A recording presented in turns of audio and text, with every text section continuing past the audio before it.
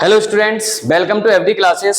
And I know आप लोगों को पता ही होगा कि आपका चाहे क्लास 9th हो चाहे क्लास 10th हो, सभी आपके चैप्टर चाहे वो साइंस, मैथ या फिर आपका एसएसटी हो, सभी के 1 बाय 1 आपके सारे चैप्टर अपलोड किए जा रहे हैं। तो उसी सीक्वेंस में आज मैं लेके आऊँ क्लास 10th का एक ऐसा चैप्टर जो सबसे ज्यादा इंपॉर्टेंट है किसी बच्चे को स्कोर करने के लिए, क्योंकि साइंस का एक ऐसा चैप्टर है जिसको अपन कैटेगराइज करेंगे तो ये फिजिक्स का फर्स्ट चैप्टर होगा, जिसका अपना नाम है लाइट, रिफ्लेक्शन एंड रिफ्रैक्शन। इस वाले चैप्टर से आपको ना केवल सिर्फ कॉन्सेप्ट बल्कि इसके न्यूमेरिकल्स भी काफी इंपॉर्टेंट है, ठीक है ना। तो बच्चों को काफी डर लगता है इस पर्टिकुलर चैप्टर में, लेकिन इस चैप्टर को बड़े ही सिंपल वे में मैं आपको समझाने की कोशिश करूंगा और मेरी ये टारगेट रहेगी कि जैसे जैसे मैं समझाते जाऊं आपको चीजें याद होती जाएं, ठीक है। तो ये दिस इज योर पार्ट 1। तो इसी तरीके से पार्ट 2 एंड पार्ट 3 जितनी भी मेरी कोशिश रहेगी सभी चीजों को कवर करने की, वो सारे के सारे अपन इसमें करेंगे। एक बार अपना लाइट वाला चैप्टर होने के बाद फिर अपन स्टार्ट करेंगे बायो का पहला चैप्टर, जो कि आपका है लाइफ प्रोसेस। फिर उसके बाद आपका केमिस्ट्री का पहला चैप्टर, मतलब आपका कंप्लीट सिलेबस इस पर्टिकुलर यूट्यूब चैनल पे आपका होने वाला है, ठीक है ना। चलिए, तो without wasting any much of time तो स्टार्ट करते। This is your first chapter of class 10th science of physics. This is light and reflection and refraction. तो देखो, इसके अंदर पर्टिकुलर अपन को पढ़ना क्या है। आप जिस तरीके से चैप्टर का नाम देखेंगे तो उस हिसाब से आपको पता चल रहा होगा कि सर इसके अंदर 2 पार्ट है। चैप्टर का रियल नेम क्या है सर? लाइट है, लेकिन इसके अंदर 2 प्रोसेस पढ़नी है। एक तो रिफ्लेक्शन वाला पार्ट समझना है अपन को और दूसरे वाला पार्ट समझना है रिफ्रैक्शन। क्लियर है? तो सबसे पहले इस पर्टिकुलर आपका जो वीडियो होगा इसमें अपन कोशिश करेंगे कि आपके रिफ्लेक्शन के जितने भी कॉन्सेप्ट्स होंगे, जितनी भी थ्योरी होगी वो कंप्लीट करें अपन, ठीक है ना। तो बच्चों का एक डाउट और आ रहा था कि सर इसकी पीडीएफ कहां मिलेगी? तो पीडीएफ आपको इस नंबर पे आपको व्हाट्सएप कर देना है, आपको इस क्लास की पीडीएफ जो है वो वहां पर आपको अपलोड कर दी जाएगी। क्लियर है जी? चलो स्टार्ट करते हैं आज का चैप्टर। तो सबसे पहले तो दिमाग में ये आता है कि सर चैप्टर का नाम ही है लाइट, तो अपन समझेंगे कैसे कि सर लाइट होता क्या है। तो अगर आपको थोड़ा सा फ्लैशबैक में लेके जाऊं मैं आपको, तो क्लास 9th के अंदर आपने एनर्जी के बारे में पढ़ा था, क्लियर है। फिर टाइप्स ऑफ एनर्जी के बारे में आपने पढ़ा था, जैसे मैकेनिकल एनर्जी हो गया, पोटेंशियल एनर्जी हो गया, काइनेटिक एनर्जी हो गया। उसी तरीके से बच्चे लाइट भी एक तरीके की एनर्जी है। सर काइनेटिक एनर्जी हमें मदद किसमें कर रही थी? चीजों को मूव करवाने में। पोटेंशियल एनर्जी क्या होती है? जो भी चीज रेस्ट में, तो पोटेंशियल एनर्जी होती है उनके अंदर। तो देखो, वैसे ही लाइट भी एक तरीके की एनर्जी है। सर ये किसमें मदद करेगी? सर लाइट एनर्जी जो होती है, लाइट जो होती है वो अपना एक टाइप की एनर्जी है जो कि चीजों को देखने में मदद करती है। मतलब light is a form of energy which help us to see the object. मतलब लाइट एक तरीके की एनर्जी का फॉर्म है जिसके वजह से, जिसकी मदद से हम ऑब्जेक्ट को देख पाते हैं। तो उससे पहले मैं आपको एक चीज बहुत सिंपल सा बताता हूं। जैसे मान के चलो, अगर आप अपने सामने कोई भी ऑब्जेक्ट को देख पा रहे होगे तो उसके पीछे का सिंपल रीजन है बच्चे कि उसके ऊपर लाइट पड़ रही होगी और जो लाइट है रिफ्लेक्ट होकर उस बॉडी से रिफ्लेक्ट होकर आपकी आंखों तक आ रही होगी, तभी आप उस ऑब्जेक्ट को देख पा रहे हो। अगर ऐसा कोई ऑब्जेक्ट है जिसके ऊपर लाइट तो पड़ रही है लेकिन उससे लाइट टकरा कर आपकी आंखों तक नहीं आ रही, तो इट मींस कि वो आप ऑब्जेक्ट को देख नहीं पाओगे। यही रीजन है कि जो भी आपके बियॉन्ड जितनी भी चीजें होती हैं उनके ऊपर लाइट तो पड़ती है। जैसे ये बोर्ड के ऊपर लाइट तो पड़ रही है, but I am not able to see this particular board. क्यों? क्योंकि लाइट पड़ने के बाद मेरी आंखों तक नहीं आ रही है इससे, तो इसका मतलब मैं इस बोर्ड को नहीं देख पाऊंगा। तो आप सिर्फ उन्हीं ऑब्जेक्ट को देख पाते हो जिनके ऊपर लाइट पड़ने के बाद आपकी आंखों तक आई। अंडरस्टूड है? तो देखो जी, लाइट क्या है अब समझते हैं अच्छे से। सर जैसे आपने अभी बताया, light is a form of energy which enable us to see the object. मतलब लाइट एक तरीके की एनर्जी का फॉर्म है जिसकी मदद से, या फिर जो कि हमें क्या करवाता है, कोई भी ऑब्जेक्ट को देखने में मदद करवाता है, ठीक है ना। अब इसके बारे में कुछ चीजें समझना है आपको। जैसे सबसे पहली चीज, लाइट का सोर्स कौन कौन सा हो सकता है?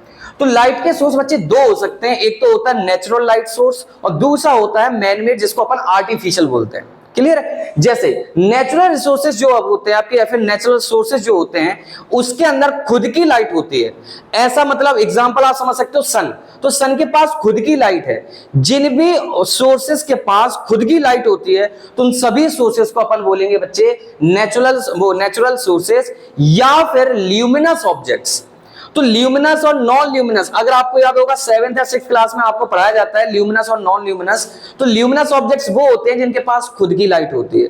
तो अगर आप देखोगे तो नेचुरल सोर्सेस भी वही हैं जिनके पास खुद की लाइट है। तो हम ये कह सकते हैं कि natural sources are luminous object. Luminous object जिनके पास खुद की लाइट होती है। सर नॉन ल्यूमिनस वो हो जाएंगे जिनके पास खुद की लाइट नहीं होती। जैसे कि आपका देखो सन हो गया, सन की खुद की भी लाइट होती है, स्टार्स हो गए, लाइटनिंग मतलब जो बिजली कड़कती है तो उसके पास खुद की लाइट है। तो इसका मतलब ये तीनों जो एग्जांपल है वो आपके ऐसे सोर्सेस के एग्जांपल है जिनके पास खुद की क्या है, लाइट है, मतलब ये सभी के सभी ल्यूमिनस ऑब्जेक्ट में आ जाएंगे। अगर मैं बात करता हूं आर्टिफिशियल, आर्टिफिशियल आपने समझा ही होगा सर, आर्टिफिशियल मतलब जिसके पास नेचुरली खुद की लाइट ना हो, तो इस टाइप के ऑब्जेक्ट को अपन बोलते हैं बच्चे नॉन ल्यूमिनस ऑब्जेक्ट। क्लियर है, नॉन ल्यूमिनस ऑब्जेक्ट, ठीक है जी। अच्छा, जैसे example electric bulb, sir bulb के अंदर जो लाइट है वो खुद की थोड़ा है, वो तो इलेक्ट्रिसिटी आप ऑन करते हो तब जाकर इसके अंदर लाइट आती है। दूसरा कैंडल, सर कैंडल के अंदर भी खुद की लाइट नहीं है, जब तक आप उसको जलाओगे नहीं तब तक वो रोशनी नहीं देगा। सेम आपका ट्यूबलाइट, अगेन वही एग्जांपल। तो इसका मतलब ये तीनों जो एग्जांपल है बच्चे वो आपके नॉन ल्यूमिनस ऑब्जेक्ट के हो जाएंगे, यहां पर मैं ये कहूंगा आर्टिफिशियल सोर्सेस ऑफ लाइट के हो जाएंगे, ठीक है ना। तो आई होप आपको सोर्सेस ऑफ लाइट के बारे में समझ में आ गया होगा। अब एक छोटा सा क्वेश्चन है, आपको कमेंट में ये मुझे बताना है कि जो मून होगा, मून जिसको अपन चंदा मामा या फिर चंद्रमा बोलते हैं ना, तो वो आपका नेचुरल सोर्सेस में आएगा या फिर आर्टिफिशियल सोर्सेस में आएगा। मतलब मून आपका ल्यूमिनस ऑब्जेक्ट है या फिर नॉन ल्यूमिनस ऑब्जेक्ट है, ये आपको कमेंट में बताना है, ठीक है ना। चलो अब दूसरी प्रॉपर्टी, लाइट बच्चे हमेशा एक स्ट्रेट लाइन को फॉलो करती है। लाइट ऐसा नहीं है कि जिगजैग जा रही है, लाइट अगर आप कहीं पर भी डाल रहे हो तो स्ट्रेट लाइन में जाती है हमेशा। इसका एग्जांपल आप सिंपल से लेजर लाइट से ले सकते हो, चाहे आपके जो हेडलाइट्स हैं वो जो बाइक वगैरह की तो उससे देख सकते हो। तो ये सभी जितनी भी लाइटें होती है वो हमेशा कौन सा वो पाथ फॉलो करती हैं सर, स्ट्रेट लाइन फॉलो करती है। क्लियर है, तो याद रखना इस टाइप के प्रोपेगेशन को क्या बोला जाता है, फिर इस टाइप के मोशन को अपन को याद होगा 9th क्लास में रेक्टिलिनियर मोशन बोलते थे अपन लोग, ठीक है ना। तो वैसे ही याद रखना आपके लाइट की एक प्रॉपर्टी बहुत खास ये है कि लाइट हमेशा एक स्ट्रेट लाइन को फॉलो करती है। क्लियर है, हमेशा वो एक स्ट्रेट लाइन में ट्रेवल करती है। अगला जी, स्पीड ऑफ लाइट। बच्चे स्पीड ऑफ लाइट काफी बार पूछी गई है एमसीक्यूज के अंदर। तो speed of light in air और वैक्यूम, चाहे वो एयर हो चाहे वो वैक्यूम हो, इन दोनों में ही स्पीड ऑफ लाइट जो है वो 3 × 10⁸ मीटर पर सेकेंड है। मतलब एक सेकेंड के अंदर वो आपका 3 × 10⁸ मीटर चल सकता है। आपको याद होगा 1 लाख को अपन कितना बोलते हैं, 10⁵ बोलते हैं। 1 लाख कितने के बराबर होता है, 10⁵ के बराबर। इसका मतलब ये देखो 10⁵ से भी ज्यादा है। इट मींस कि ये स्पीड काफी ज्यादा होती है। और मैं आपको बता दूं बच्चे, ये जो स्पीड मैंने आपको बताई है 3 × 10⁸, ये सबसे ज्यादा हाईएस्ट स्पीड है इस यूनिवर्स के अंदर। सबसे ज्यादा मैक्सिमम स्पीड किसकी है, फास्टेस्ट स्पीड किसकी है, सनलाइट की होती है। तो एग्जामिनर भी बहुत अच्छे से आपको समझता है कि बच्चे ने बहुत अच्छे से याद किया होगा ये वाली स्पीड, तो वो ऑप्शन में आपको ये देगा ही नहीं, वो आपको ऑप्शन में थोड़ा सा यूनिट चेंज करके देता है। यहां पर मीटर पर सेकंड है, वो आपको किलोमीटर पर आवर में, वो किलोमीटर पर सेकंड में दे देगा। और आपको पता है सर, मीटर से किलोमीटर में जाने के लिए अपन डिवाइडेड बाय 1000 करते हैं। क्लियर है, तो इसका मतलब 3 × 10⁸ जो 8 था उसमें अगर अपन 1000 का डिवाइड करते हैं तो ये किलोमीटर पर सेकंड में हो जाएगा। तो जब आप इसको सॉल्व करोगे तो आपके पास कितना आएगा, 3 लाख किलोमीटर पर सेकंड। तो याद रखना आपकी ये दोनों यूनिट किसकी होती हैं, स्पीड ऑफ लाइट की। चाहे अगर वो मीटर पर सेकंड में दे रहा है तो 3 × 10⁸ मीटर पर सेकंड हो जाएगा। दूसरा अगर वो किलोमीटर में दे रहा है तो वो हो जाएगा 3 × 10⁵ या फिर 3 लाख किलोमीटर पर सेकंड। अगली चीज, स्पीड ऑफ लाइट को बच्चे डिनोट किया जाता है कैपिटल सी से। कैपिटल सी मतलब सर स्पीड ऑफ लाइट को डिनोट करने के लिए, जैसे आपको पता होगा स्पीड को किससे डिनोट किया जाता है, कैपिटल एस से, डिस्टेंस को डी से, टाइम को टी से, ऐसे स्पीड ऑफ लाइट को डिनोट करते हैं बच्चे कैपिटल सी से। इसका मतलब सी की वैल्यू कहीं पर भी अगर कहीं लिखी हुई है, सी = 3 × 10⁸ मीटर पर सेकेंड, इसको हम क्या पढ़ेंगे, speed of light in air is 3 × 10⁸ metre per second. तो स्पीड ऑफ लाइट जब भी होगा वो हमेशा ध्यान में रखना, अगर वैक्यूम और एयर की बात कर रहा है वो हमेशा सी से डिनोट की जाएगी, ठीक है जी। अच्छा, सिंपल वे में आपने जो भी चीज पढ़ी है वो यहां पर देख लो। सर लाइट हमेशा क्या करती है, हमें किसी भी ऑब्जेक्ट को दिखाने में मदद करती है। दूसरी चीज, लाइट एक फॉर्म ऑफ एनर्जी है। किस फॉर्म की एनर्जी होती है सर, ये फोटोन से मिलकर बनती है। फोटोन क्या होता है, ऐसे समझ लो कि आपके वो लाइट के छोटे छोटे जो टुकड़े हो जाए ना, उनको फोटोन्स बोला जाता है। मतलब जो इतनी बड़ी लाइट बन रही है वो छोटे छोटे फोटोन से मिलकर बनती है, ठीक है ना। अगला, लाइट क्या करती है, हमेशा एक स्ट्रेट लाइन में ट्रेवल करती है। लाइट हमेशा शेडो फॉर्म करेगी, और उसको आप एग्जांपल किससे देख सकते हो, पिनहोल कैमरा से आप ये वाला स्ट्रेट लाइन वाला एक्सपेरिमेंट कर सकते हो। क्लियर है जी, समझ में आ गया। तो तीन चीजें याद रखना है। पहली बात तो light is a form of energy which enable us to see the object. ठीक है ना। दूसरा कि सर लाइट के जो सोर्सेस है वो दो तरीके से हो सकते हैं, पर ऑब्जेक्ट दो तरीके के होते हैं, ल्यूमिनस ऑब्जेक्ट और non luminous object. Luminous objects वो हो जाएंगे जिनके पास खुद की लाइट है, नॉन ल्यूमिनस ऑब्जेक्ट वो हो जाएंगे जिनके पास खुद की लाइट नहीं होती है। अगली चीज, हमेशा लाइट जो होती है वो आपका स्ट्रेट लाइन का पाथ फॉलो करती है, हमेशा जब भी ट्रेवल वो करेगी स्ट्रेट लाइन में ट्रेवल करेगी। अगला है स्पीड ऑफ लाइट। जब कभी भी speed of light in vacuum या फिर एयर की बात करी जाएगी उसको डिनोट करा जाएगा कैपिटल सी से, और उसका आंसर होगा 3 × 10⁸ मीटर पर सेकेंड या फिर 3 लाख किलोमीटर पर सेकेंड। ये चीज आपका इस स्लाइड के अंदर अपन को पता करना था। क्लियर है जी? चलो आई होप आपको क्लियर हो गया होगा। अब बात करते हैं थोड़ा सा आगे। अब सिंस मैंने आपको बताया था कि लाइट का जो चैप्टर का नेम है लाइट रिफ्लेक्शन एंड रिफ्रैक्शन, मतलब रिफ्लेक्शन और रिफ्रैक्शन दो प्रोसेस हैं, तो यहां पर अब अपन स्टार्ट करते हैं रिफ्लेक्शन वाले पार्ट को। और रिफ्लेक्शन वाला पार्ट अगर आप धीरे धीरे समझते जाओगे बच्चे, बहुत आसान है, रियली में बहुत आसान है, ठीक है ना। तो समझिए, देखो स्टार्ट करते हैं इसको। तो रिफ्लेक्शन ऑफ लाइट को समझाने से पहले एक बेसिक सा एग्जांपल समझते हैं। क्लियर है? आप लोगों ने जब कभी भी छोटे बचपन अपन क्या करते हैं, बॉल को दीवार पर फेंकते हैं और वो बॉल क्या करती है, बाउंस बैक अपने पास आ जाती है, बाउंस बैक होकर वो अपने पास खुद ही आ जाती है। क्लियर है? तो सेम उसी तरीके से अपनी लाइट भी करती है, बट लाइट दीवार पे नहीं होगी, लाइट होगा मिरर के ऊपर। जब कभी भी कोई भी मिरर हो, बट मिरर का जो सरफेस हो बच्चे वो प्लेन होना चाहिए, आपका स्मूथ सरफेस होना चाहिए। स्मूथ सरफेस का मतलब क्या होता है सर, बिल्कुल चिकना सरफेस होना चाहिए। तो अगर कभी भी आपके पास कोई भी स्मूथ सरफेस वाला मिरर है, आप अगर किसी लाइट को उसके ऊपर डालते हो तो वो उतने ही एंगल से क्या हो जाएगी, रिफ्लेक्ट बैक कर जाती है, मतलब बाउंस बैक आ जाती है सेम मीडियम में। जैसे मान के चलो ये प्लेन मिरर समझ लो, मैं दीवार को अभी प्लेन मिरर समझ लेता हूं, तो मैंने अगर जिस एंगल से लाइट को डाला है, यहां से अगर मैं लाइट उसमें मार रहा हूं और वो उतने ही एंगल से क्या हो जाएगा, वापस आ जाएगा। तो जिस लाइन को जहां से मैंने लाइट मारी है, जो लाइट रे मैंने मारी थी उसके प्लेन मिरर के ऊपर, उस लाइट रे को बोला जाता है इंसिडेंट रे। देखो क्या बोली जाती है उसको, इंसिडेंट रे। अच्छा, जो रिफ्लेक्ट होकर वापस आती है उसको बोला जाता है रिफ्लेक्टेड रे। क्लियर है? तो the bouncing back of light in the same medium, मतलब सेम तरफ आ जाए। ऐसा नहीं कि मैंने लाइट मारी और उस तरफ चली जाएगी, नहीं, आपकी लाइट उसी तरफ आनी चाहिए जिस तरफ से आपने लाइट को उसके मिरर के ऊपर फेंका था। क्लियर है? तो जो लाइट रे आपके मिरर के ऊपर जाकर गिरती है, जो हम लोग गिराते हैं उसको, उस लाइट रे को बोला जाता है बच्चे इंसिडेंट रे, और जो टकराकर मिरर से टकराकर वापस आ जाती है उसको बोला जाता है रिफ्लेक्टेड रे। क्लियर? इन दोनों के बीच में एक इमेजिनरी लाइन होती है। इमेजिनरी लाइन मतलब एक काल्पनिक लाइन, ये लाइन आपको दिखेगी नहीं, तो इसको बनाया सिर्फ इस पर्पस से गया है कि आप एंगल ऑफ इंसिडेंस और एंगल ऑफ रिफ्लेक्शन निकाल सको। ठीक है ना? आपको इंसिडेंट रे दिखाई देगी, आपको रिफ्लेक्टेड रे दिखाई देगी, बट नॉर्मल जो वो रे है इन दोनों के बीच में, ये कभी भी आपको दिखाई नहीं देती है। इसलिए इस नॉर्मल को अपन ने डॉटेड लाइन से लिखा है। तो डॉटेड लाइन मतलब एक इमेजिनरी लाइन है, ये आपकी रियल लाइन नहीं है। तो जो नॉर्मल और इंसिडेंट के बीच का एंगल होता है ना, नॉर्मल और इंसिडेंट रे का बीच का एंगल, इसको बोला जाता है बच्चे एंगल ऑफ इंसिडेंस। क्या बोला जाता है इसको? Angle of incident. Same sir, जो नॉर्मल और रिफ्लेक्टेड रे के बीच का एंगल होता है इसको बोला जाता है एंगल ऑफ रिफ्लेक्शन।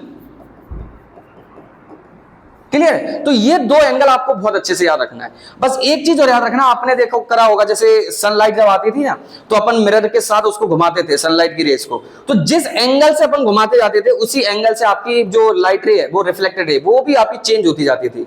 तो याद रखना ये दोनों एंगल ऑफ इंसिडेंस और एंगल ऑफ रिफ्लेक्शन हमेशा इक्वल होंगे। मतलब अगर मैंने ये बोला बच्चे एंगल ऑफ इंसिडेंट 30 डिग्री है, तो इट मींस कि एंगल ऑफ रिफ्लेक्शन भी 30 डिग्री होगा। अगर मैंने बोला मैंने इंसिडेंट एंगल जो रखा है वो 45 रखा है, तो it means angle of reflection भी कितना होगा, 45 डिग्री होगा। तो ये चीज ध्यान में रखना, एंगल ऑफ इंसिडेंस जो होता है हमेशा एंगल ऑफ रिफ्लेक्शन के बराबर होता है। ठीक है ना? तो आपका रिफ्लेक्शन का डेफिनेशन क्या बना sir? The reflection of light is the bouncing back of light into the same medium when it strikes a surface। मतलब उन्होंने ये बोला है कि आपका वो रिफ्लेक्शन ऑफ लाइट एक ऐसा प्रोसेस है जिसके अंदर जो लाइट है वो बाउंस बैक आ जाती है सेम मीडियम में। क्लियर है? उसी को बोला जाता है रिफ्लेक्शन ऑफ लाइट। तो सिंपली आप ये लिख सकते हो, रिफ्लेक्शन के आप डेफिनेशन क्या लिखेंगे? Reflection of light is the bouncing back of light into the same medium. ये वाला लाइन आप हटा सकते हो, कोई दिक्कत नहीं है। क्लियर है जी? समझ में आया? अच्छा जी, अब इसका लॉ, ये वाला भी कई बार रिपीटेड है क्वेश्चन। ठीक है ना? Laws of reflection. आपके यहां पर दो लॉज हैं बच्चे और दोनों काफी इंपॉर्टेंट है। सीधा पूछा जाता है स्टेट लॉज ऑफ रिफ्लेक्शन या फिर एक्सप्लेन लॉज ऑफ रिफ्लेक्शन। ये सिंपल सा क्वेश्चन आ जाता है आपके पास। तो देखो पहला क्या लॉ है जो मैंने यहां पर सिखाया कि ये दोनों एंगल क्या होने चाहिए, बराबर होने चाहिए।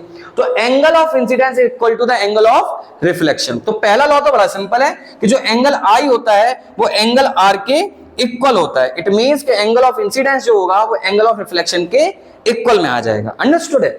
अगला, the incident ray, the reflected ray and the normal at the point of incidence all lie in the same plane.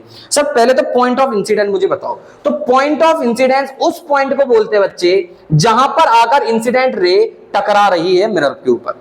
जिस पॉइंट पर इंसिडेंट रे आकर मिरर पर टच करती है, फिर टकराती है, उस पॉइंट को बोला जाता है पॉइंट ऑफ इंसिडेंस। तो इन्होंने ये बोला कि इंसिडेंट रे हो, नॉर्मल हो या फिर रिफ्लेक्टेड रे हो, ये तीनों के तीनों आपके सेम प्लेन पर मिल रहे हैं। सेम प्लेन मतलब सेम आपका मतलब एक पेज आप समझ सकते हो, एक ही प्लेन के अंदर तीनों के तीनों हैं। ऐसा नहीं है कि आपका जो इंसिडेंट रे है वो इधर को भाग रहा है, नॉर्मल ऊपर को भाग रहा है, या फिर रिफ्लेक्टेड रे कहीं और जा रहा है। तीनों के तीनों कहां पर आके मिल रहे हैं? सब तीनों के तीनों आपके मिल रहे हैं एक ही प्लेन के अंदर। तो इसलिए आप ध्यान में रखना है, आपके दो लॉ हैं। पहला लॉ तो बड़ा सिंपल है sir, angle of incidence equal to में एंगल ऑफ रिफ्लेक्शन। तो दूसरा लॉ क्या है? तो दूसरा लॉ ये कहता है the incident ray, the normal ray and the reflected ray all lie in same plane. वो एक ही प्लेन के अंदर है। ठीक है जी, क्लियर हुआ ये चीज? अच्छा जी, अब इसी से रिलेटेड कुछ क्वेश्चंस आपके पास आए हैं। जैसे कि पहला पूछा गया डिफाइन एंगल ऑफ इंसिडेंस। तो एंगल ऑफ इंसिडेंस की डेफिनेशन लिखनी है। तो simple sir, the angle between, किन के बीच का एंगल है सर? सर ये नॉर्मल और इंसिडेंट रे के बीच का एंगल है। तो the angle between normal ray and the incident ray is called angle of incidence. तो आपका ये पहला क्वेश्चन हो गया। दूसरा, state laws of reflection. Sir पहला लॉ तो मुझे पता है, एंगल आई इक्वल टू में एंगल आर। दूसरा लॉ वाला अभी भी समझा अपन ने, था incident ray, reflected ray and the normal ray all lie in same plane. ठीक है जी। क्वेश्चन नंबर तीसरा थोड़ा अजीब सा लग रहा है ना, थोड़ा सा हार्ड लग रहा है। तो देखो जी, क्वेश्चन नंबर तीसरे को घुमाने की तो कोशिश करी है बट घूम नहीं पाया वो उनसे। तो इन्होंने क्या बोला, ये डायग्राम आपके पास है, ठीक है ना। ए ओ जो है वो इंसिडेंट रे है। सर ए ओ आपकी क्या हो गई? इंसिडेंट रे हो गई। ठीक है जी। फिर ओ बी जो है रिफ्लेक्टेड रे, ये वाली आपकी रिफ्लेक्टेड रे। अंडरस्टूड है। अब इन्होंने ये बोला A O N, angle A O N, तो ये वाला जो एंगल है वो आपका 30 डिग्री। आपसे पूछा क्या जा रहा है? एन ओ बी पूछा जा रहा है। एन ओ बी मतलब ये वाला एंगल पूछा जा रहा है। भाई साहब इतना नकली क्वेश्चन नहीं देखा अभी तक अपन ने, ठीक है ना। तो देखो सर, ये एंगल ऑफ इंसिडेंस हो गया। तो जब एंगल ऑफ इंसिडेंस आपका 30 डिग्री है तो एंगल ऑफ रिफ्लेक्शन भी क्या होगा? 30 डिग्री होगा। तो ये भी कितना आंसर आ जाएगा? 30 डिग्री। क्लियर? इसको बोलते हैं नकली से भी नकली क्वेश्चन। अब देखो ये वाला क्वेश्चन सेम वही, अगर एंगल ऑफ इंसिडेंस 42 डिग्री है तो एंगल ऑफ रिफ्लेक्शन बताओ कितना होगा? ये भी नकली सा ही क्वेश्चन। सर अगर एंगल ऑफ इंसिडेंस 42 डिग्री है तो एंगल ऑफ रिफ्लेक्शन भी क्या हो जाएगा? 42 डिग्री ही हो जाएगा। अंडरस्टूड? ये चीज क्लियर हो गया। तो लाइट क्या होती है वो भी समझ लिया अपन ने। लाइट के सोर्सेस क्या क्या है सर? ल्यूमिनस और नॉन ल्यूमिनस समझा। फिर लाइट एक स्ट्रेट लाइन में फॉलो करती है अपना पाथ को, तो वो भी समझ लिया। लाइट की स्पीड भी अपन ने समझ ली। लाइट जो रिफ्लेक्शन करती है उसको भी समझ लिया। The bouncing back of light into the same medium is called reflection of light. फिर उसके बाद अपन ने समझा स्ट्रेट मतलब आपके लॉज ऑफ रिफ्लेक्शन। सर दो लॉ होते हैं।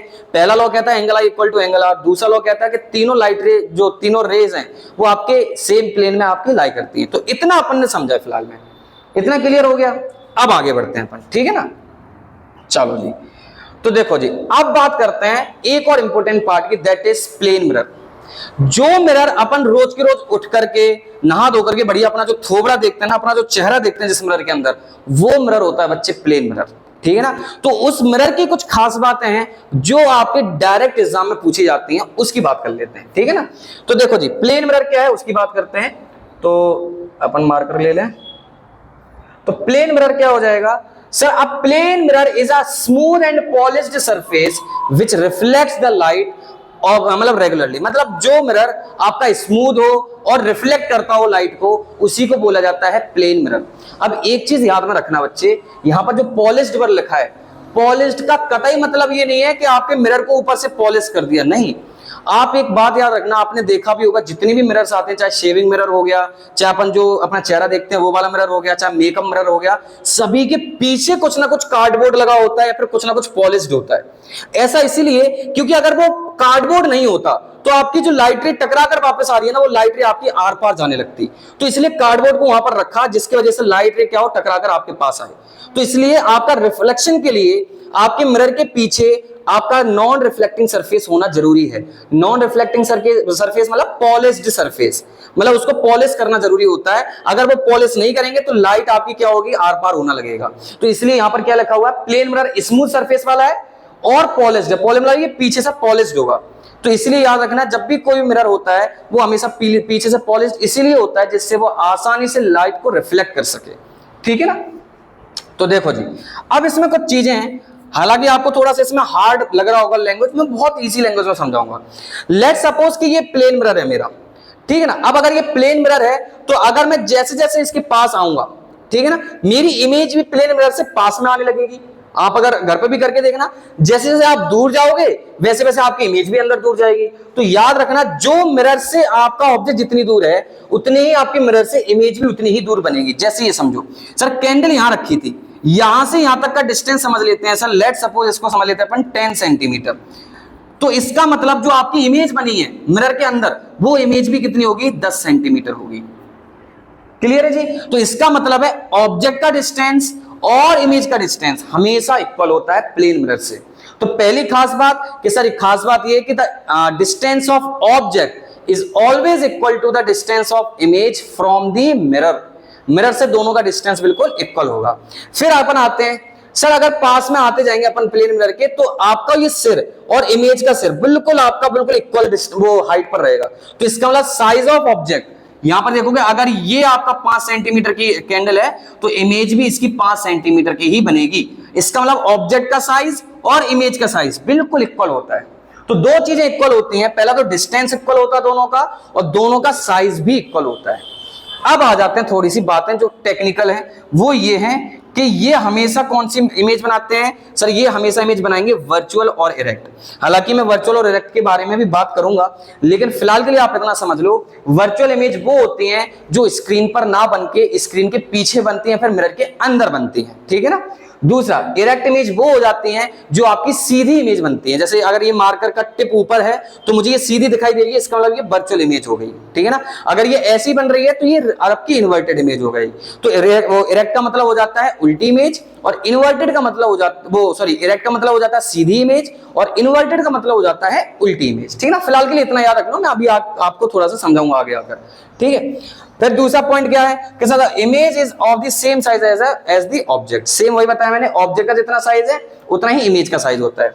तीसरा पॉइंट वो मैंने बताया कि डिस्टेंस, मिरर से जितना आपका ऑब्जेक्ट जितनी दूर रखा है उतना ही मिरर से इमेज भी उतनी ही दूर बनती है। तो इसका मतलब है आपका ऑब्जेक्ट का डिस्टेंस और इमेज का डिस्टेंस मिरर से आपका बिल्कुल इक्वल रहता है। आपका लास्ट पॉइंट है the image is laterally inverted. Laterally inverted का मतलब होता है लेफ्ट वाली चीज राइट जैसी दिखाई दे और राइट वाली चीज अपन को लेफ्ट में दिखाई दे। जैसे सर ये प्लेन मिरर है, अब कोशिश करना, अब देखना अपन, सर ये प्लेन मिरर है, अगर मैंने ये अपना राइट हैंड उठाया है तो बच्चा तो ये कहता है कि सर उसमें भी तो दिखाई देता है राइट हैंड उठा के। अगर मैं ये हैंड उठा रहा हूं, अगर मैं प्लेन मिरर से चिपकाऊंगा तो मेरा इसी हैंड की तो वो इमेज आ रही है।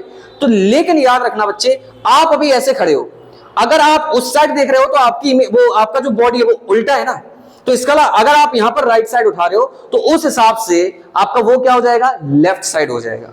मतलब अगर जैसे ये वाला हैंड उठाया है मैंने, अभी मैं इस टाइप से खड़ा हूं, अगर मेरा ही कोई मतलब मेरा ही कोई जुड़वा होता है, अगर मैं उसको यहां पर खड़े करूं तो उसका तो वो वाला हाथ क्या होगा, लेफ्ट हैंड होगा। तो इसलिए इसको बोला जाता है कि जो इमेज बनती है वो हमेशा लेटरली इन्वर्टेड बनती है। सर लेटरली इन्वर्टेड का मतलब क्या होता है, सर लेफ्ट वाली चीज राइट को वो दिखाई दे, या फिर लेफ्ट और राइट क्या हो जाते हैं, इंटरचेंज हो जाते हैं। क्लियर है जी। तो ये चीज ध्यान में रखना कि सर ये 4 पॉइंट है, पहला वर्चुअल और इरेक्ट इमेज बनाता है, दूसरा आपका लेटरली इन्वर्टेड इमेज बनाता है, तीसरा साइज ऑफ ऑब्जेक्ट और साइज ऑफ इमेज इक्वल होती है, चौथा इमेज डिस्टेंस और ऑब्जेक्ट डिस्टेंस मिरर से इक्वल होते हैं। एक सबसे बढ़िया पॉइंट बताता हूं आपको मैं, सबसे बढ़िया ये पॉइंट है बच्चे कि इस प्लेन मिरर का फोकल लेंथ बच्चे इंफिनिटी होता है।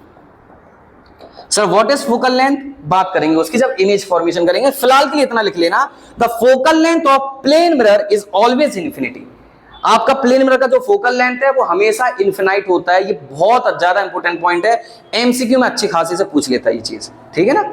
चलिए जी, तो यहां पर कुछ पॉइंट्स हैं, जैसे कि name the type of mirror used as rear view mirror. हालांकि अभी मैंने कॉनकेव कॉन्वेक्स के बारे में बात करी नहीं है, बट स्टिल इसमें बता दिया है क्वेश्चन में। तो देखो, आपका जो रियर व्यू मिरर होता है व्हीकल्स में, वो प्लेन मिरर का यूज ना करके अपन किसको यूज करते हैं, कॉन्वेक्स मिरर के यूज करते हैं। ऐसा क्यों? ऐसा इसलिए, अभी फिलहाल याद रखना चाहिए, जो कॉन्वेक्स मिरर होती है ना, वो आपकी छोटी इमेजेस भी बनाकर देते हैं। जो बड़े ऑब्जेक्ट होती है ना, वो छोटी, उन बड़े ऑब्जेक्ट की छोटी इमेज बनाकर देता है कौन, कॉन्वेक्स मिरर। लेकिन इसमें अपन ने क्या पढ़ा कि सर जो जितने साइज का ऑब्जेक्ट है उतने ही साइज की इमेज बनेगी। अगर मान के चलो पीछे मेरी ट्रक है, इतना बड़ा ट्रक है, तो वो उस छोटे मिरर में कैसे एडजस्ट हो पाएगा अगर वो प्लेन मिरर होता तो इसीलिए उसकी जगह पर अपन किसको यूज करते हैं, कॉन्वेक्स मिरर को यूज करते हैं। ऐसा इसलिए क्योंकि कॉन्वेक्स मिरर क्या करता है, डिमिनिश्ड इमेज बनाकर देता है मुझे। क्लियर है? हालांकि कॉन्वेक्स मिरर आपका इरेक्ट भी इमेज बनाता है, जो कि ये भी बनाता है, लेकिन साइज की वजह से, क्योंकि वो आपकी छोटी इमेज बनाता है कॉन्वेक्स मिरर, और प्लेन मिरर इक्वल इमेज बनाता है, इसलिए कॉन्वेक्स मिरर का यूज किया जाता है, क्योंकि बड़े बड़े ऑब्जेक्ट की छोटी इमेज मुझे चाहिए उसमें, ठीक है ना। अगला, two characteristics of property of image found by a plane mirror. अगर प्लेन मिरर से कोई भी इमेज बनी है तो उसकी क्या क्या प्रॉपर्टी हो सकती है, अभी पढ़ी अपन ने, वर्चुअल और इरेक्ट होगी और सेम साइज की होगी, ठीक है। जितने साइज का ऑब्जेक्ट उतने साइज की इमेज होगी। तीसरा, अगर ऑब्जेक्ट को मैंने 3 मीटर पर रखा है प्लेन मिरर के सामने, जैसे मान के चलो ये प्लेन मिरर है मेरा, तो इस प्लेन मिरर के सामने अगर मैंने 3 मीटर पर अगर मैंने ऑब्जेक्ट को रखा है तो इमेज भी कितनी दूर बनेगी, 3 मीटर ही दूर बनेगी, ठीक है ना। तो यहां पर क्या हो जाएगा, 3 मीटर बिहाइंड द मिरर क्या हो जाएगा, मेरी इमेज बन जाएगी। अंडरस्टूड है? अच्छा जी, चौथा point, what is lateral inverted. Lateral inversion क्या होता है? सर लेटरल इन्वर्जन का अभी अपन ने देखा, जो राइट और लेफ्ट ना वो इंटरचेंज हो जाते हैं, तो उसी को बोला जाता है लेटरली इन्वर्टेड। अंडरस्टूड हो गया? तो प्लेन मिरर के बारे में अपन ने यहां पर देखा। तो सर प्लेन मिरर क्या है? सर एक ऐसा मिरर जो बिल्कुल स्मूथ हो और पॉलिश्ड हो और हमेशा लाइट को रिफ्लेक्ट करता जाता हो, उसको प्लेन मिरर बोला जाता है। उसकी 5 प्रॉपर्टी अपन ने देखी, 4 नहीं 5 भी तो बहुत ज्यादा इंपॉर्टेंट थी। क्या? फोकल लेंथ उसकी इनफिनाइट होती है। पहला पॉइंट अपन ने देखा वो वर्चुअल और इरेक्ट इमेज बनाएगा। दूसरा पॉइंट देखा कि सेम साइज की इमेज बनाएगा। तीसरा पॉइंट देखा जितनी दूर आपका ऑब्जेक्ट है उतनी दूर आपकी इमेज बनेगी। और चौथा पॉइंट आपने देखा था लेटरली इन्वर्टेड। और पांचवा सबसे ज्यादा इंपॉर्टेंट पॉइंट कि उसकी जो फोकल लेंथ होती है वो इनफिनाइट होती है। क्लियर है? हालांकि मुझे प्लेन मिरर के बारे में एक पॉइंट और बता देना चाहिए, मैग्निफिकेशन का। हालांकि चलो लिख ही देता हूं मैं यहां पर। तो याद रखना मैग्निफिकेशन जो होता है प्लेन मिरर का, मैग्निफिकेशन जो होता है वो +1 होता है इसका। सर मैग्निफिकेशन +1 का मतलब क्या है? तो थोड़ा सा वेट करना पड़ेगा आपको जब तक मैं आपको न्यूमेरिकल ना करा दूं, लेकिन फिलहाल के लिए इतना याद रखना, मैग्निफिकेशन +1 या फिर 1 उसी का होता है जिसकी इक्वल साइज की इमेज बनती है।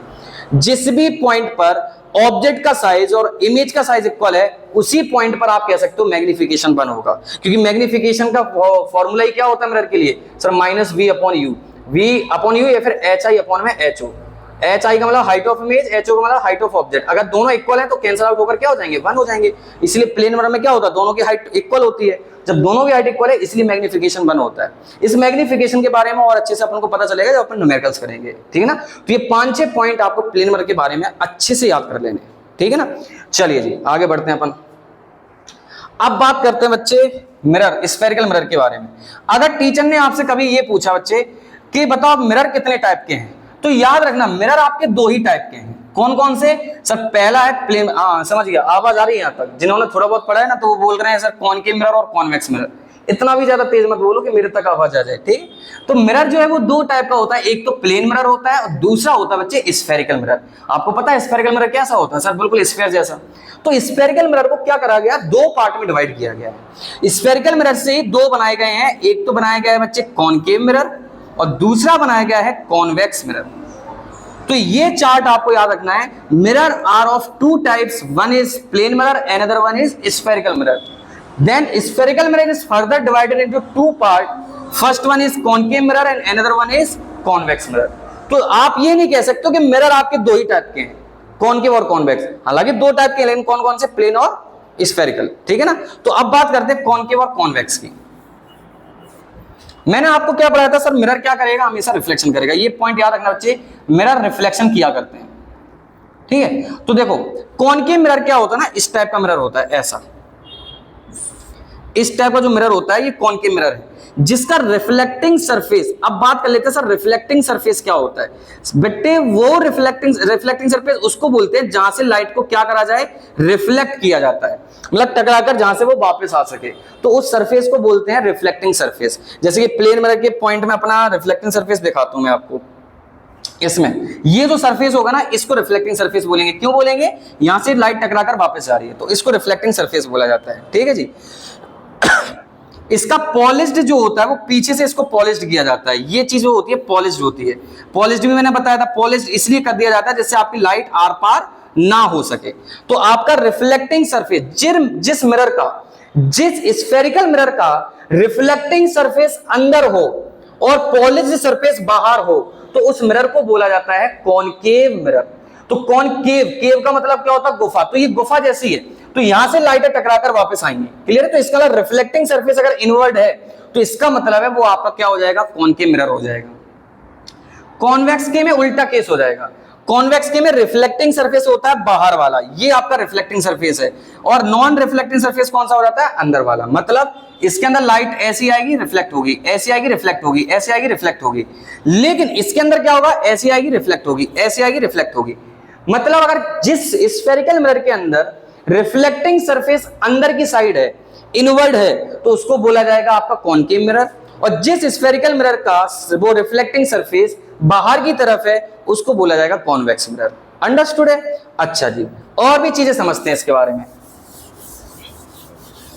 तो देखो ये पॉइंट थोड़ा सा गलत बन गया, पॉइंट ये होता है बच्चे यहां पर, इसको बोलते हैं पी पॉइंट, ठीक है ना, इसको हटा लेना यहां से। अब देखो ये जो लाइन आपको दिखाई दे रही है ना, ये वाली लाइन, ये जो लाइन है इसको बोला जाता है बच्चे प्रिंसिपल एक्सिस। इस लाइन को क्या बोलते हैं, प्रिंसिपल एक्सिस बोला जाता है, ठीक है जी। प्रिंसिपल एक एक्सिस एक ऐसी इमेजिनरी लाइन है जो आपके मिरर को, चाहे वो इसकी बात कर रहा हो चाहे वो कॉन्वेक्स मिरर की बात कर रहा हो, दोनों में ही समझा रहा हूं मैं ये चीज। तो प्रिंसिपल एक्सिस एक ऐसी इमेजिनरी लाइन है जो आपके मिरर को दो पार्ट में डिवाइड करता है, दो इक्वल पार्ट में जो मिरर आप वो जो लाइन डिवाइड करती है उस लाइन को बोला जाता है प्रिंसिपल एक्सिस। तो आप देखो इस बारे में, the straight line passing through the pole and the centre of curvature. तो जो ये लाइन आपकी किस किस से पास हो रही है, सब पोल से, ये पी मतलब पोल हो गया और सी मतलब सेंटर ऑफ कर्वेचर।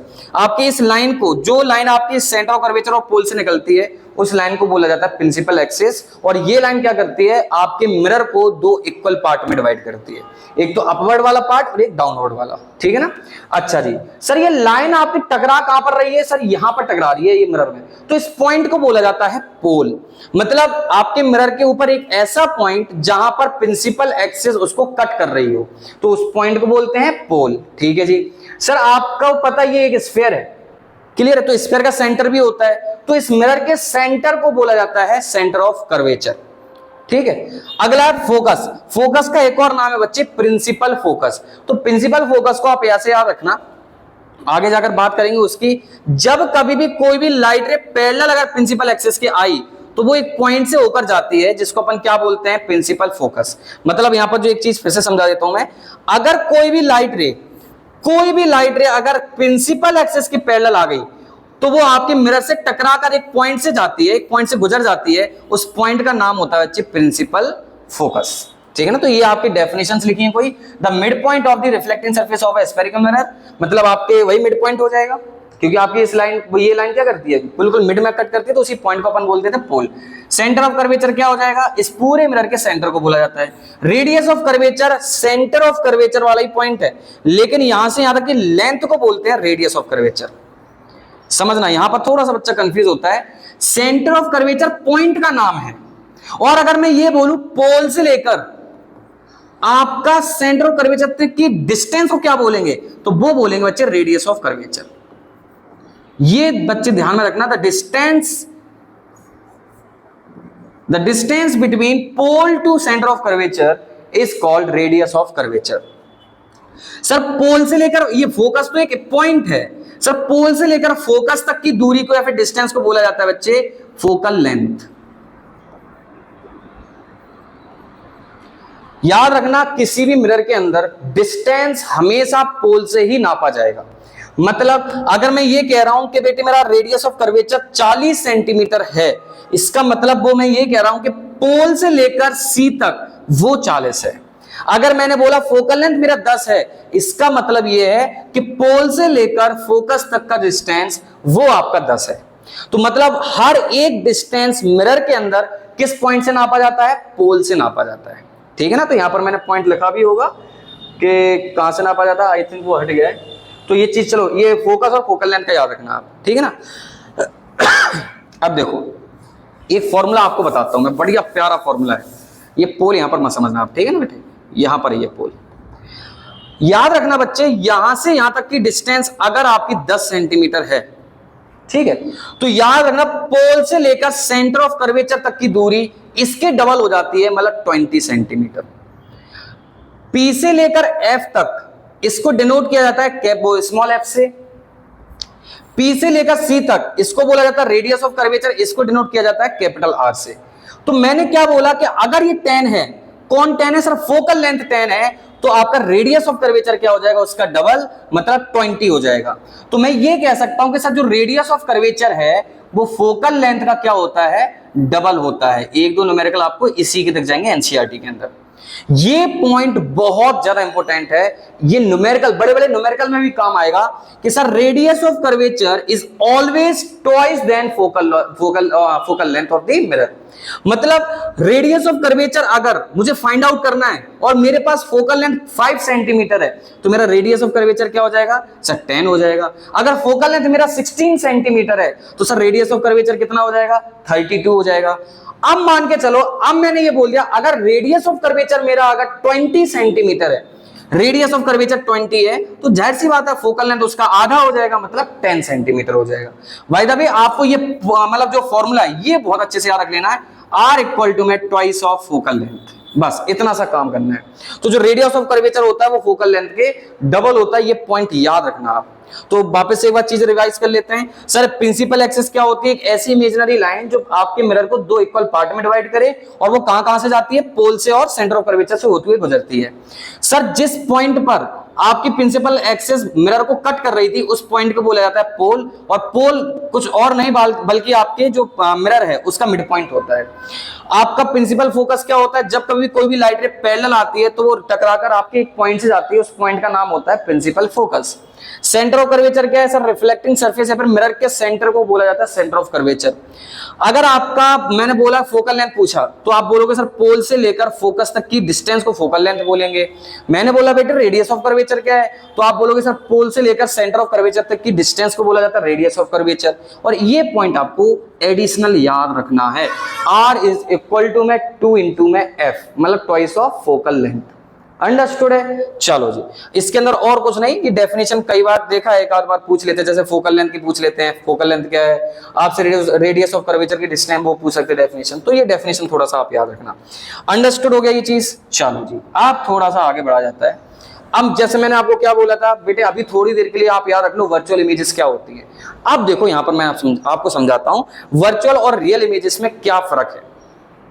हालांकि पूछा तो नहीं गया है, काफी बार दिनों से नहीं पूछा गया है, तो इसका मतलब ये नहीं है कि वो पूछा नहीं जा सकता, पूछने को वो पूछ भी सकते हैं। ठीक है जी, सर मुझे डिफरेंस बता दीजिए रियल इमेजेस का और वर्चुअल इमेजेस का। तो बच्चे रियल इमेज वो होती है जो वास्तव में अपन इमेज देख पाते हैं, ठीक है ना। तो real image is found by the actual meeting of light rays, it can be obtained on a screen. जो स्क्रीन पर इमेज बन जाती हैं, जो स्क्रीन के ऊपर इमेज बनती हैं, उन सभी इमेजेस को बोला जाता है बच्चे रियल इमेजेस। बट जो स्क्रीन के ऊपर ना बनकर स्क्रीन के पीछे बने तो उसको बोला जाता है आपकी वर्चुअल इमेजेस।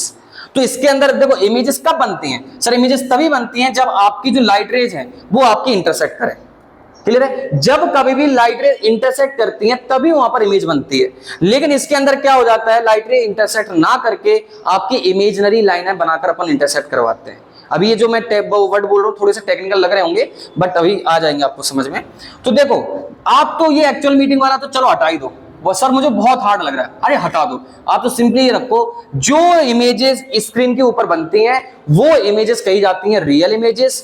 जो इमेजेस स्क्रीन के ऊपर नहीं बनती हैं, स्क्रीन के पीछे बनती हैं, तो उसको बोला जाता है आपकी वर्चुअल इमेजेस।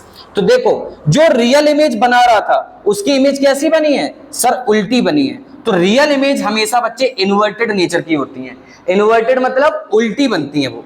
क्लियर है। लेकिन जैसा ये सेव था, एप्पल था, तो एप्पल की बिल्कुल सेम साइज की, वो मतलब सेम उसकी डायरेक्शन के, मतलब ऊपर अगर उसकी टिप है तो यहाँ पर भी ऊपर टिप है, ये उल्टी नहीं बनी है, सीधी बनी है। तो इस टाइप की इमेजेस को बोला जाता है इरेक्ट इमेजेस। मतलब all real images are inverted. बेटे वो आपका लिटरली इन्वर्टेड वर्ड अलग है और इन्वर्टेड वर्ड अलग है। तो रियल इमेजेस क्या होती हैं सर, जो स्क्रीन के ऊपर बनती हैं, और वो जो स्क्रीन के ऊपर इमेजेस बनती है वो हमेशा उल्टी इमेजेस होती हैं, ठीक है ना, मतलब इन्वर्टेड इमेजेस। जो वर्चुअल इमेजेस होती हैं वो आपकी स्क्रीन के पीछे बनती हैं पर स्क्रीन के ऊपर बनती ही नहीं है, तो वो इमेजेस हो जाती हैं वर्चुअल। और वर्चुअल इमेजेस हमेशा कैसी होती हैं, इरेक्ट इमेज होती हैं। क्लियर है जी। अब देखो जो आपका रियल इमेज है उसको अपन कैसे फाइंड आउट करेंगे सर ये रियल है, तो वो हमेशा एक्चुअल मीटिंग होगी रेस की, जो मैंने हटवाई दिया पॉइंट। जो आपकी स्क्रीन के ऊपर बने तो वो आपकी इमेजेस आपकी रियल हो जाती हैं, जो इमेज आपको उल्टी दिखाई दे तो वो आपकी रियल इमेजेस है। कौन कौन बनाता है सर, लेंस में कॉन्वेक्स लेंस पढ़ेंगे अपन आगे जाकर, तो कॉन्वेक्स लेंस रियल इमेज बनाता है। कॉनकेव मिरर अभी पढ़ेंगे, तो कॉनकेव मिरर आपकी रियल इमेज बनाता है। कॉन्वेक्स मिरर में आप देखो बच्चा थोड़ा सा कंफ्यूज होता है, कॉन्वेक्स मिरर कैसे, तो प्लेन कॉन्वेक्स मिरर एक आता है, आप कॉन्वेक्स मिरर को यहां से हटा सकते हो वैसे तो, ठीक है ना। कॉन्वेक्स मिरर को अभी आप फिलहाल हटा दो, क्योंकि कॉन्वेक्स मिरर आपकी रियल इमेज नहीं वर्चुअल इमेज बनाता है। क्लियर है। तो आपके कॉनकेव मिरर कैसी इमेजेस बनाते हैं सर, आपके बनाते हैं रियल इमेजेस। तो कॉन्वेक्स यहां से गलती से आपका आ गया। यहां पर कॉनकेव लेंस जो होते हैं सर, वो कॉनकेव लेंस वर्चुअल इमेज बनाएंगे। आपके plane mirror sir virtual image बनाएंगे। Sir convex mirror virtual image बनाएंगे। और एक पॉइंट और बता दूं बच्चे, इसके अंदर कॉनकेव का एक छोटा सा एक ऐसा केस है कॉनकेव मिरर का जो वर्चुअल इमेज बनाएगा, लेकिन मैंने उसको इंक्लूड नहीं करवाया है, वो गलती से यहां इंक्लूड हो गया है, ठीक है ना। ये दोनों आपके यहां पर कॉनकेव मिरर और कॉन्वेक्स लेंस ही आपकी रियल इमेज बनाएंगे, बट यहां पर कॉनकेव लेंस, प्लेन मिरर और कॉन्वेक्स मिरर ये तीनों आपकी वर्चुअल इमेज बनाते हैं, ठीक है ना। अच्छा जी, आपके रियल लाइफ में एग्जांपल कौन कौन सी रियल इमेजेस के, जितने भी कैमराज हैं तो कैमरा में जो भी इमेजेस आती हैं वो आपकी रियल होती हैं। प्रोजेक्टर जितने भी होते हैं, जैसे आपने क्लासेस वगैरह में प्रोजेक्टर देखे होंगे, वो भी आपकी रियल इमेजेस बनाते हैं। यहाँ पर रियर व्यू मिरर जितने भी होते हैं वो आपके रियर व्यू मिरर में कौन सा मिरर यूज करते हैं, कॉन्वेक्स मिरर। क्यों, क्योंकि इसमें वर्चुअल इमेज बनती है, सीधी इमेज बनती है और छोटी इमेज बनती है। प्लेन मिरर हो गया, इसके अंदर आपका किसका यूज किया जाता है सर, वर्चुअल इमेजेस का। ये चीज क्लियर हो गया सर। रियल इमेज वो जो स्क्रीन पर बनती है, आपकी वर्चुअल इमेज वो जो स्क्रीन पर नहीं बनती है, पर स्क्रीन के पीछे बनती है। वर्चुअल इमेज हमेशा इरेक्ट होंगी, रियल इमेज हमेशा कैसी होंगी, इन्वर्टेड होंगी। इतना याद रखना बस आप फिलहाल, ठीक है ना। चलो हाँ जी, अब आपको रे डायग्राम आनी चाहिए बच्चे। रे डायग्राम काफी ज्यादा इंपॉर्टेंट है। क्लियर है। अगर रे डायग्राम आपको रिफ्लेक्शन वाले पार्ट में नहीं आया तो इसका मतलब रिफ्लेक्शन वाला पार्ट आपका अधूरा है अभी फिलहाल। क्लियर है। तो आई होप आपको यहां तक तो समझ में आ गया होगा रियल और वर्चुअल इमेजेस के बीच का डिफरेंस था। क्लियर है। अच्छा, जो इमेज फॉर्मेशन का रूल्स हो गए, इमेज फॉर्मेशन हो गया, मिरर फॉर्मूला हो गया, उसके न्यूमेरिकल हो गए, ये अपन करेंगे नेक्स्ट वाले पार्ट में। तो अगर आपको इसमें भी कोई डाउट है, जितना भी अपन ने पढ़ा है, कोई भी पॉइंट ऐसा जिसमें कोई डाउट हो, या फिर आपको कौन से ऐसे क्वेश्चन है जो दिक्कत दे रहे हैं अभी फिलहाल में इसमें, तो वो आप कमेंट में बता सकते हो। जो भी डाउट है आप अपना कमेंट में लिख देना, मेरा पॉसिबल होगा तो मैं आपको वहीं वहीं जवाब दे दूंगा। अंडरस्टूड है। अगर नहीं होगा तो अगली क्लास में आपके डाउट को पहले सॉल्व कर लेंगे, देन आफ्टर अपन अपनी जो नेक्स्ट क्लास है उसको स्टार्ट करेंगे। क्लियर है जी। आई होप आपको ये वीडियो पसंद आई होगी। अगर कोई कॉन्सेप्ट छूट गया है तो उसको एक बार वापस से देख लेना, आपको समझ में आ जाएंगी सारी चीजें, ठीक है ना। तो रिफ्लेक्शन वाला पार्ट अभी आपने आधा किया है, आधा अपन करेंगे पार्ट 2 में, और वहां जाकर आपका रिफ्लेक्शन वाला जो पार्ट है वो कंप्लीट होगा। ठीक है जी। तो आपको इसी तरीके से वीडियो मिलती रहेंगे। अगर वीडियो वास्तविक आपको हेल्पफुल लगी हो तो अपन लाइक जरूर करना और चैनल को सब्सक्राइब जरूर कर लो, क्योंकि सारे चैप्टर्स की वीडियो आपको 1 बाय 1 मिलने वाली है। ठीक है ना। मिलते हैं अगले वीडियो में। टिल देन, जय हिंद टू एवरीवन।